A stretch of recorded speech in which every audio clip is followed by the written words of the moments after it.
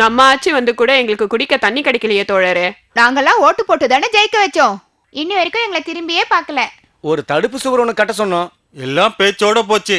எத்தனை குடிசைங்க தண்ணியில அடிச்சிட்டு போச்சு தெரியுமா தோழரே? கவலைப்படாதக்கா, எல்லாத்தையும் சரி பண்ணிடலாம். அவங்க சொல்றதெல்லாம் உண்மைதான்.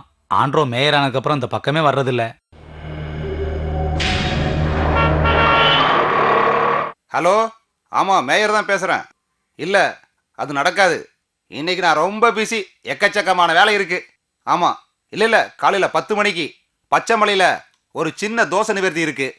மத்தியானம் 2 மணிக்கு ஒரு செமினார் கிளாஸ் அட்டன் பண்ணுறேன். ராத்திரி 10 மணிக்கு ஒரு கலை நிகழ்ச்சியில் முக்கிய விருந்தினராக கலந்துக்க போகிறேன். அதுக்கு முன்னாடி இன்னொரு ப்ரோக்ராம் இருக்கு. இப்போ ரொம்ப முக்கியம், பேசும்போது குறுக்க பேசிக்கிட்டு நான்சென்ஸ். இல்லை என் பிஏவை திட்டிகிட்டு இருந்தேன். இது முடிஞ்சதுக்கப்புறம் இன்னொரு முக்கியமான ப்ரோக்ராம் இருக்குது. டைமே இல்லை, அதான் சொல்லிட்டு இருக்கேன். இன்னொரு நாள் பார்க்கலாம், வச்சிட்டுமா? அப்போ ஃபாரின் டூர் எங்கே போகிறீங்க? Paris, London, Japan, America, Uganda, Ethiopia, Hyderabad, Kerala. இன்னும் நான் சரியா முடிவு பண்ணல. மேயர் இது கொஞ்சம் யோ, இதை கொஞ்சம் பாருங்க. இவங்க ஐஸ்கிரீம் பார்லரை இழுத்து மூட சொல்லி கார்பரேஷன்ல இருந்து லெட்டர் வந்திருக்கு. கடையோட ஒரு பாகம் 10-15 அடி முன்னாடி எக்ஸ்ட்ரா கட்டியிருக்காங்க. வாங்க வாங்க தோழரே, வாங்க. நீங்க ஏதாவது முக்கியமான மீட்டிங்ல இருந்தா நான் அப்புறமா வரேன். இல்ல வாங்க வாங்க உட்காருங்க. எலெக்ஷனுக்கு அப்புறம் நம்ம மேயர் நம்ம ஏரியா பக்கம் திரும்பி கூட பார்க்கலன்னு மக்கள் எல்லாரும் வருத்தப்படுறாங்க. நேரம் கிடைக்கும் போதாவது கொஞ்சம் அங்க வந்து பார்க்கணும். ட்ரைனேஜர் சரியில்லைங்கிறதால ரோட்ல எல்லாம் சாக்கடை தண்ணி ஓடிட்டு இருக்கு. அங்க நடக்க கூட கஷ்டமா இருக்கு. அது மட்டும் இல்லாம குடிக்க கூட தண்ணி இல்லாம ரொம்ப கஷ்டப்படுறாங்க. தண்ணி இல்லைன்னா நம்ம என்ன பண்ண முடியும்? அதான் பைப்பு போட்டிருக்கமே. சும்மா பைப்பை போட்டு மக்களை ஏமாத்தாவ பாக்குறீங்க. அது அரசியல்வாதிங்க தன்னோட சுயநலத்துக்காக தேவையில்லாம போட்ட பிளான். அது அவங்கள தலைகீழ கெட்டி வச்சு அடிச்சாதான் சரியா வரும். கோடிக்கணக்கில் செலவு பண்ணி தடுப்பு சுவர் கட்டி வச்சிருக்கீங்களே கடல்ல. போன மலையில எல்லாம் அடிச்சுட்டு போயிடுச்சு. அதோட அங்க இருந்த 4 குடிசையும் 2 உயிரும் போயிடுச்சு. ஆனா அந்த இடத்துக்கு மேயரோ இல்ல அந்த கான்ட்ராக்ட் எடுத்த எவனாவது ஒருத்தன் அந்த இடத்துல போய் அதை பார்த்தானா? மிஸ்டர் சிவதாஸ், அந்த கான்ட்ராக்டை சேர்ந்தவங்கள நானும் ஒருத்தன். நீங்க தேவையில்லாம என்ன தப்பா பேசுறீங்க. ஓ, நீங்க தானா? அரசாங்க கஜானால இருந்து கோடிக்கணக்கில் பணத்தை எடுத்து கருங்கல்லுங்கிற பேர்ல வெறும் களிமண்ணை வச்சு கட்டின அந்த கான்ட்ராக்டரை பத்தி தான் பேசுறேன். அதுல நீங்களும் ஒருத்தர்னா உங்களையும் சேர்த்துதான் பேசுறேன்னு வச்சுக்கலாம். விஷயம் தெரியாம நீங்க போதும், நமக்குள்ள வாக்குவாதம் வேண்டாம். நான் மேயர் தான் பார்க்க வந்தேன். மதிப்புக்குரிய மேயர் வெளிநாட்டுக்கு போயிட்டு வந்து கோடிக்கணக்கில் செலவு பண்ணி ட்ரீம் சிட்டி கட்ட போறீங்களாமே. அதுக்கு முன்னாடி ஏழை மக்களுக்கு கொஞ்சம் குடிநீர் கொடுத்தா நல்லா இருக்கும். இல்லனா அவங்க எல்லாரும் இங்க வந்துருவாங்க. அது நல்லா இருக்காது இல்ல?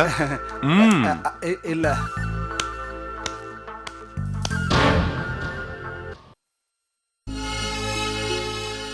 சிவதாஸ், எங்கப்பா போயிருந்த இவ்வளவு நாள்? அதான் அப்பவே சொன்னல, என்ன 4 செவத்துக்குள்ள அடைக்க முடியாதுன்னு. பதவி கொடுத்து ஏதாவது ஒரு தொகுதிக்குள்ள என்ன அடைச்சு வச்சிருக்கணும். அதுக்கு பதிலா இந்த சேம்பருக்குள்ள என்ன அடைக்க பார்த்தா அது முடியாது. சிவதாஸ், அப்படிலாம் ஒண்ணு நினைக்காதப்பா. நீ என் கூடவே இருக்கணும்னு நான் தாப்பா விருப்பப்பட்டேன்.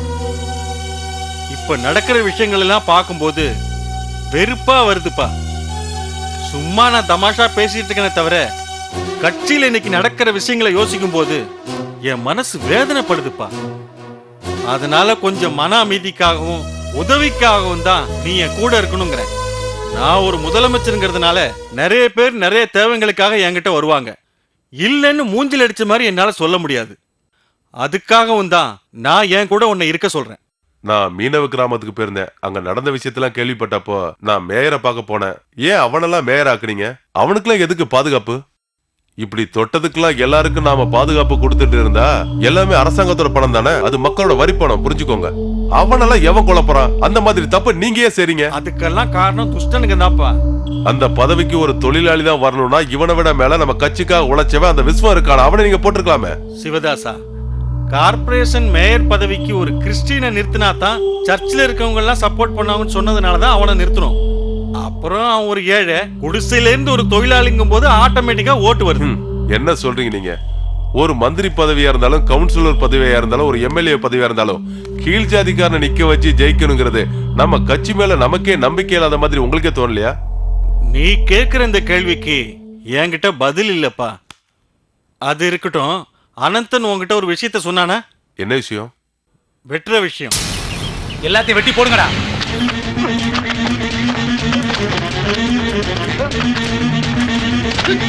ஐயோ நிறுத்துங்க நிறுத்துங்க, என்ன காரியம் பண்றீங்க நீங்க? என்னப்பா இந்த மாதிரி பண்ற? என்ன இப்படியே எல்லா மரத்தையும் வெட்டி போடுவீங்க? எங்களை நிர்கதியாக்காதீங்க. இந்த வயல்ல நெல்லு தான் விவசாயம் பண்ணணும். அதை விட்டுட்டு தென்னையும் வாழையும் ரப்பரை விவசாயம் பண்ண நாங்க அனுமதிக்க மாட்டோம். இதை அப்படியே விட்டுன்னு வைங்க, அவங்க எல்லாரும் பிளாட்டை கட்டி கூறு போட்டு வித்துட்டு போயிடுவாங்க. இந்த அக்கிரமத்தை நிறுத்தி ஆகணும். வெட்டி தள்ளுறேன்னு இவங்க பண்றதெல்லாம் ஜனங்களுக்கு துரோகம் தான்.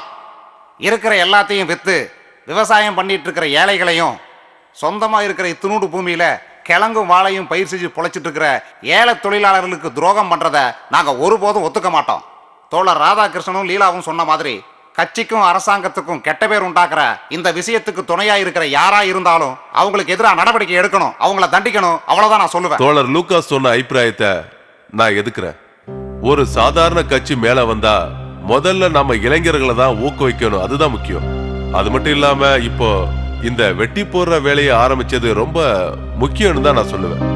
நெல்லை விதைக்க வேண்டிய இடத்துல வேற எதையாவது விதைச்சா நாம அதுக்கு அனுமதிக்க கூடாது. நாம அந்த மாதிரி செய்யலன்னா விலைவாசிங்க உயர்ந்துகிட்டே போகும். அது மட்டும் இல்ல, சிட்டில இருக்கிற பெரிய பெரிய பணக்காரங்க வில்லேஜ்ல போய் விவசாய நிலங்களை பிளாட் போட்டு வித்துருவாங்க. அவங்கள நாம இப்பவே தடுத்து வைக்கலனா விவசாயத்தை அழிச்சிடுவாங்க. ஆரம்பத்துல இது ஏழைங்களுக்கு கஷ்டமா தான் இருக்கும், பிற்காலத்துல அது அவங்களுக்கு பெரிய உதவியா இருக்குங்கிற நல்ல எண்ணத்துல தான் நாம இதை செய்யறோம். அதனால இதை நாம கண்டிப்பா செஞ்சுதான் ஆகணும். இந்த திட்டத்துக்கு அனுமதி கொடுத்த நம்ம கட்சி தோழருக்கு என்னோட சார்பிலையும் நம்ம கட்சியோட சார்பிலையும் நன்றியை தெரிவிச்சுக்கிறேன். சிவதாஸ், நீ இப்படி பண்ணுவேன்னு நான் கொஞ்சம் கூட எதிர்பார்க்கல. வெட்டி போடுற திட்டத்தை நீ ஆதரிச்சதும் இல்லாம நீயும் அவங்களோட சேர்ந்துட்ட. நான் யாரோடையும் சேரல, நியாயத்தை தானே எடுத்து சொன்னேன். அவங்க பக்கம் சேரலைனாலும் எந்த நேரத்திலையும் யார் முகத்தையும் நேரா பார்த்து நியாயம் கேட்கறவன் நீ. வெள்ள கோவில்ல நான் தோத்தனே, என்ன காரணம் விசாரிச்சியா சொல்லு. கேட்காமலே அதோட ஆன்சர் என்னன்னு தெரியும். தலைவரே, உலகின் மிகப்பெரிய தலைவரான லெனினை நான் இன்னைக்கு ஆதரிக்கிறேன்.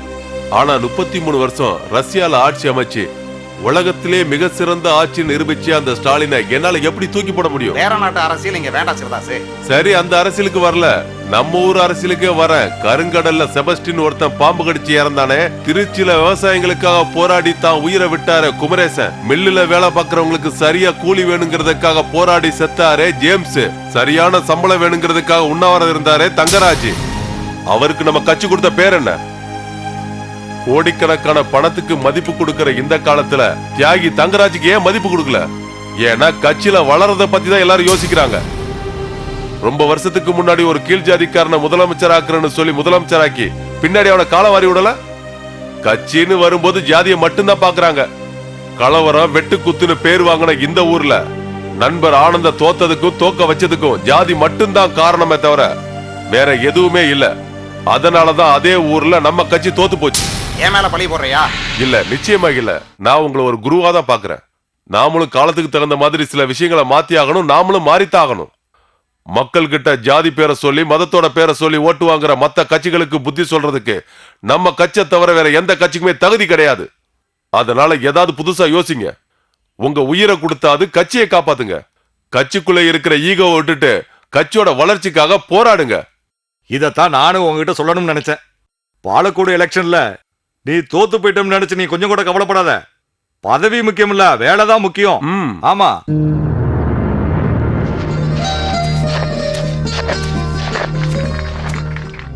கம்யூனிஸ்ட்காரங்களோட மக்கள் துரோக செயலான வெட்டி போடுற திட்டத்தோட பதிலடி தான் இது. இன்னைக்கு இது ஒரு ஆரம்பம் தான். இந்த மாதிரி நாங்க எல்லா இடத்துலயும் நடுவோம். தென்னை வாழை கிழங்கு எல்லாத்தையும் நடுவோம். யாராவது அதை வெட்டினாங்க அவங்க கையை நாங்க வெட்டுவோம்.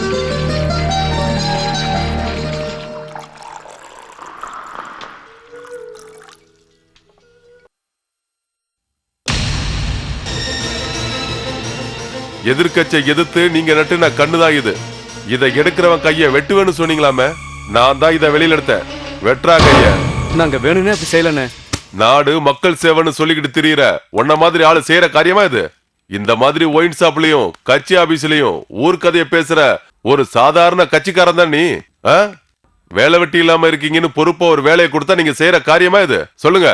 மன்னிக்கணும் சிவானே. இனிமே நீங்க சொல்லாம இப்படி எல்லாம் நாங்க செய்ய மாட்டோம்னே. நீங்க எல்லாத்தையும் வெட்டி போட்டுக்கங்க. நீங்க என்ன வேணாலும் செய்யுங்கண்ணே, நாங்க ஒன்னும் சொல்ல மாட்டோம்னே.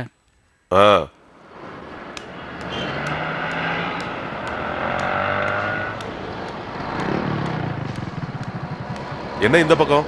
அப்பாக்கு மருந்து வாங்க. நேத்து அப்பா வாயில இருந்து ரத்தம் வந்தது. என்ன சொல்ற? 2 நாள் ஹாஸ்பிட்டல்ல இருந்தாரு. அப்புறம் வீட்டுக்கு போய் ரெஸ்ட் எடுத்துக்கலாம் டாக்டர் சொன்னாங்க. அப்பா இப்ப வீட்டுல படுத்து